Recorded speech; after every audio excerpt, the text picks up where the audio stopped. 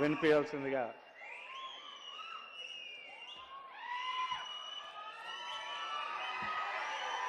Hello hello hello hello పాడతారా? Okay. నాకు నాకు గుండెలు గుబ్బకు అంటున్నాయి. ఎందుకంటే నేను మిత్రుడు జీలకర్రకి ఆ సిట్టి పంపితే సిట్టి జీలకర్రకి ఇవ్వలేదు వాళ్ళు, మంచి సాహితీ. తర్వాత పృథ్వీ కంపిన ముఖ్యమంత్రి గారు రాకముందే పోదాం అనుకున్నా. అయితే ఎందుకంటే వాళ్ళన్న ఇక్కడ వచ్చిన తర్వాత ఆయన వాళ్ళన్న పెద్దన్న నాకు మంచి దోస్తు, మేమిద్దరం కలిసిపోతుంటే ఆ ఊర్లో నేను స్కైలాబ్ గారు ముగ్గురం తిరుగుతుంటే బాగా. వారు నేను ఎంపీటీసీ ఉన్నప్పటి నుంచి తెలుసు నాకు, వయసులో కొంచెం అటు ఇటున్నా, చాలా ప్రేమ కలుగుతుంది. నన్ను పిలిచి ఆ పుస్తకం పిలిచినప్పుడు మీరు బాగుండ్రు, నాకేమో గుండెలు గుప్పగా 8 ఏళ్ళు ఎమ్మెల్సీ చేయకుండా ఎవరిని ఏమన్నా కాదు. అప్పుడు కూడా ఇప్పుడు కూడా ఎవరు తిట్టే బాపతి కాదు. నేను చిన్న తప్పించుకొని పోదామంటే మా చిన్న ఈయన వచ్చి మా అప్పుడు పిలిచి అంటేనేమో 2 గంటలు 3 గంటలు కూర్చున్నారు లోపల. అప్పుడు విరవలేదు, పిలిచిండ్రు. ఇప్పుడు నేను ఏం చేయాలని అర్థం కాక మీ చాలా అంటే నేను నాకు రాజకీయాలు లేవు బాబు. నాకున్నది ఒకే ఒక రాజకీయం, అది సచ్చినా బతికినా ఎర్రజెండ రాజకీయమే. అంటే ఎర్రజెండ మళ్ళా దాంట్లో కూడా సీరియస్గా ఎర్రజెండా యోధుని కాదు. ఏదో వాళ్ళు మంచిగా చేస్తారు నమ్మేటోని ఈ యాదన కనుక వేదిక పైన పూజ్యులు అన్నయ్య రేవంత్ రెడ్డి గారు, వారు మా ఊరి పక్కనే ఊరు రయ్యా, మీరేమనుకోండి. ఊరి పక్కన ఊరు పాలమూరు, మధ్యలో మాకు జగన్ అనిగా నా ఫ్రెండు ఉన్నాడంతా. అన్నయ్య, నేను ఏ రాజకీయాలతో ఉన్నా మదిర 20 ఏళ్ళ నుంచి మదిర పోతా ఉంటా. ఎందుకంటే బట్టిన తనకు 4 రోజులు ఉంటేస్తే జర తృప్తి ఉంటుంది. ఆయన కృష్ణారావు సార్ నాకు బాగా దోస్తులు. వీళ్ళందరూ ఇక్కడ ఉండే ఒక ఎత్తు. నా ఆలోచన ఒక 30 ఏళ్ళ నుంచి నేను కొంచెం బుద్ధిగా ఏదన్నా తాత్విక రాజకీయ ఇటు ఎగరకుండా చదువుకొని కాస్త రాసే తత్వాన్ని మరింత వేగవంతంగా సమాజానికి ఏకాస్తరని ఉన్న పరిమితులు ఇవ్వడాన్ని నేర్పిన తెలుగు పాత్రికేయ రంగంలో నాల్ర వెంకటేశ్వరరావు స్థాయి తర్వాత ఒక కేరళలో, ఒక కర్ణాటకలో జార్జ్ లాగా,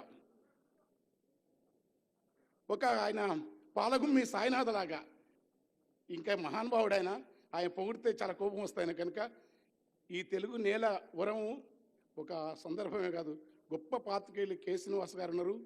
వారి ముందు మాట్లాడడం అనేది, ఎందుకంటే అక్కడ ఆయన ఉన్నాడు, కింద మొట్టమొదటి ఆర్ఎస్ ప్రెసిడెంట్ సాంబమూర్తున్నాడు మా మిత్రుడు. ఏంగా పరిశాన్ ఉంది, అక్క సుధక్కానే ఉంది విరసం.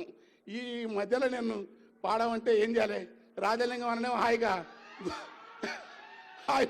అందుకే వాడు పాపం ఎవరే ఉన్నా అందరికి మేలు చేసే నేర్నాల కిషోర్ ఉన్నాడు. ఇవన్నీ పరిశాన్ ఉంది. అందుకని నేను పాడతా, ఎక్కువ మాట్లాడు. ఎందుకని ముఖ్యమంత్రి గారు అన్న పొన్నం ప్రభాకర్ అన్న అగ్రికల్చర్ రావులకి నాకు దోస్తు బాగా. అల్లనారాయణ నాకు అల్లనారాయణ శ్రీనివాస్ ప్రణహిత వాళ్ళు, తర్వాత చక్రపాణన్న, ఇద్దరం స్నేహం ప్రేమ, తిట్టడం, నన్ను ఆర్యని పిలిచే దమ్ము మల్లెపల్లి లక్ష్మణకి వాళ్ళిద్దరికీ ఉంది. యాదన్న కూడా అదే. అయితే అక్కడ ఇంకోటి మర్చిపోవాలి, తెలుగు నేలపల బహుజన తత్వాన్ని, బుద్ధుని వాదాన్ని, అంబేద్కరిజాన్ని ఈ దేశం పైన వ్యాసం కోరలు చాస్తున్న నిఘార్స్గా నిలబడి ఏది న్యాయమో చెప్పగలిగిన భారతీయ బహుజన మేధావి దార్శనికుడు కంచయ్యనే ఉన్నాడు. అక్కడ ఒక ఐఏఎస్ ఆఫీసర్ ఉండి కూడా వరంగల్లో ఎట్లా ప్రజలకు చేయవచ్చు చేసి, అంబేద్కరిజం ఒకటే కాదు, ఒకటైతే కొంప మునుగుతుంది. మార్క్సిజం అంబేద్కరిజాన్ని నమ్ముతున్న మాధవరావు గారు ఈ వేదిక పైన సింగరేణి కార్మిక ఉద్యమం నుంచి ఉద్యమకారునిగా ఎదిగి ప్రజాగీత రచయితగా మా అన్న మంచి సౌహృదుడు జయరాజు అన్న ఇట్లాంటి వేదిక మీద ఉండటం ఎంత బాగుంటుంది. వాడు పీడిఎస్ నాయకుడు విరసం మల్లారెడ్డి, మొత్తం అది విప్లవ సభనాలి. పృథ్వీ కొంచెం పృథ్వీతో తర్వాత మాట్లాడాలని వానికేం ఆశ, వాడికేం వాడి వాడు నా పాత దోస్తు వాళ్ళ ఆయన ఊరికి దొరకపోయి దావతులు పెట్టి వాళ్ళ ఊళ్ళో వాడు ఇప్పుడు వచ్చిన నుంచి వచ్చిన వాళ్ళు ఇదంతా బాగుంది. నేనేం మాట్లాడను, అయిపోయింది. ఒకటి పాడలా పాడతా జరాగు అదే జరాగు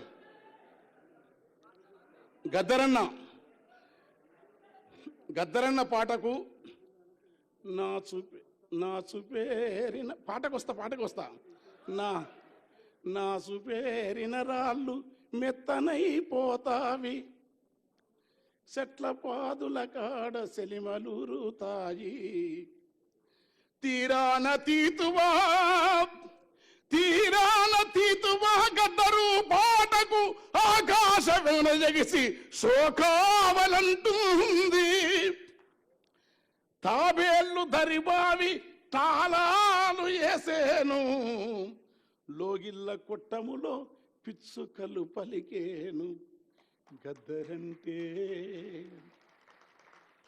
గద్దరంటే యుద్ధ గీతొకటే కాదురా, గద్దరంటే జగతి జాలి గుండె బుద్ధుని పాదంబురా,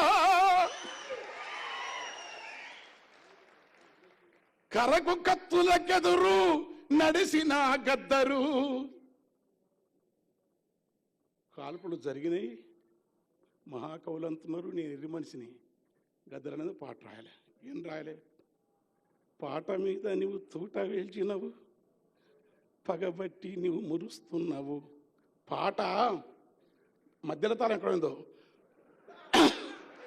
డోలకి డప్పందిరా. పాట మధ్య చెట్లకు మాటలు నేర్పాను, పాట లొద్దిమానులకు యుద్ధము నేర్పాను, కడీల నుండి దొరలను దరిమిన గెరిల్ల దండుకు గుండెకాయరా, దండకారణ్యపు కొండల పైన పండు వెన్నెలై కాసర పాట, దాన్ని మురికి చేయితో బంధింప చూస్తేవా బగ్గున మండితే బుగ్గైపోతావు అన్న మీద రాసిన 5 నిమిషాలు రాసినాం. అంటే పదగతులు స్వరజతులు రాయొచ్చు, కవిత్వం రాయొచ్చు, వసంతం రాయొచ్చు.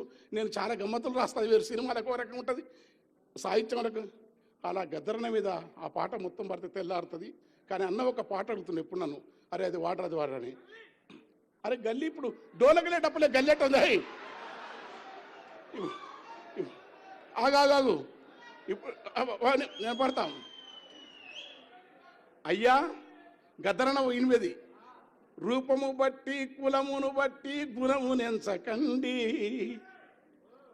ఏ కులమైనా ఏ రూపైనా మనిషి లోపల చూడండి,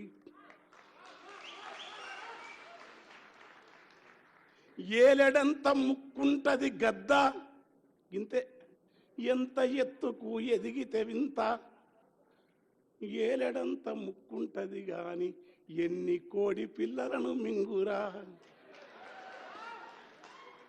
గంపెడంత నోరున్నది గాడిద సింపిరి రూపము దానికున్నదని, మా కవులే ఈ కవితల మీద కథలు రాస్తారు, పదములల్లుతారు. అయ్యా గంపెడంత నోరున్నది గాని గరిక పూసలే నములుచున్నది, ఏమందవు మరి కులమును బట్టి ఈ మనువాదానికి,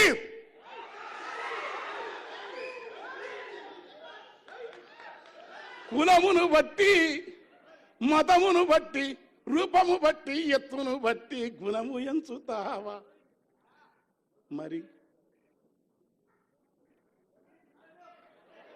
ఏయ్ నేను ముఖ్యమంత్రి జాగ్రత్తగా ఉన్నాను, నన్ను వదిలిపెట్టండి. మీరు ఈ టైం మంచిదానికి అసలు టైం దొరికితే మీరు ఉండరు. ఆ డోలకోట డప్పోడు కరెక్ట్ టైంలో పీకేసిండు.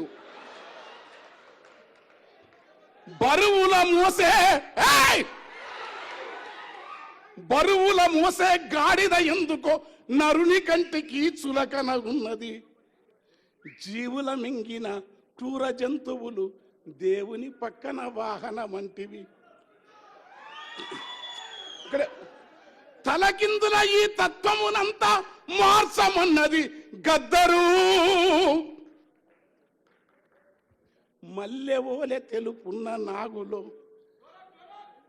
అబ్బా, మల్లెవోలే తెలుపున్న నాగులో, అబ్బా ప్లీజ్ ప్లీజ్ డిస్టర్బ్ ప్లీజ్. ఆయన్ని దండం పెడతారా రే, వీడు ఎప్పుడు మీటింగ్, ఏయ్ నీది ఏడ చూసినదే కథ, నేను రా కూర్చోరా. వాడు మా ఊరోడేవాడు. మల్లెవోల తెలుపున్న నాగులో నల్లని విషమే దాగి ఉన్నది. మల్లెవోల తెలుపున్న నాగులో నల్లని విషమే దాగి ఉన్నది. మబ్బు ఓలె నలుపున్న బర్రెలో తెల్లని పాల దారలున్నవి. మరి గుణం బంధమా? కనుక మనిషిలోని మనిషిని అంబేద్కరు, బుద్ధుడు, కబీరు, నామదేవ్, తుకారాం, అల్లమాపబు, అక్కమాదేవి, వీరబ్రహ్మం, గద్దరు. గద్దరంటే ఒక రవిదాస్, గద్దరంటే ఒక అక్కమాదేవి వారసత్వం, గద్దరంటే ఒక కబీరు వారసత్వం, గద్దరంటే నమ్మినా నమ్మకపోయినా త్యాగాల పయనించే పడవ కమ్యూనిజం. త్యాగాల పయనించే పడవ కమ్యూనిజం, భోగాల నిరసించే విలువ కమ్యూనిజం, ప్రకృతిని శోధించే చొరవ కమ్యూనిజం, ప్రాణాలకెరవని తెగువ కమ్యూనిజం. ఆ నిజం కోసం తూటాలు తిన్న గద్దర్ ఏ జేబీరాజు గారు ఐఏఎస్ ఆఫీసర్ ఉండి దగ్గర తీసుకున్నాడు గద్దర్ను. ఆ పాటల నుంచి, ఆ వారసత్వం నుంచి విశాఖ విరసన సభలో అన్న పాడుతుంటే నేను అందుకో రగుతు పందుకో తెల్లారుతుంది మా గద్దె అన్నది నాది. ఇక నేను ఎక్కువ చేయను, ఎందుకంటే బాబాయ్ మా తండ్రి, వాడు బంగారు తండ్రి, మా అమ్మ బిడ్డ. ఎందుకంటే మా ఇంట్లో ఒక ఉత్తరం రాసినాడు నా బిడ్డ పెళ్ళప్పుడు, అది ప్రేమ కట్టి పెట్టుకున్నాను. కన్నీళ్లతో నా బిడ్డ, మీ నాన్న, మీ పెదనాన్న, నాకు పెదనాన్న గద్దర్, పెద్దన్న గద్దర్, నా బిడ్డలకు పెదనాన్న. మాకేం లేదు, పాట, జాలి మనిషి, సోక్రటీస్, నమ్మినా నమ్మకపోయినా హింస వద్దు కానీ ఎర్రజెండా మార్గమే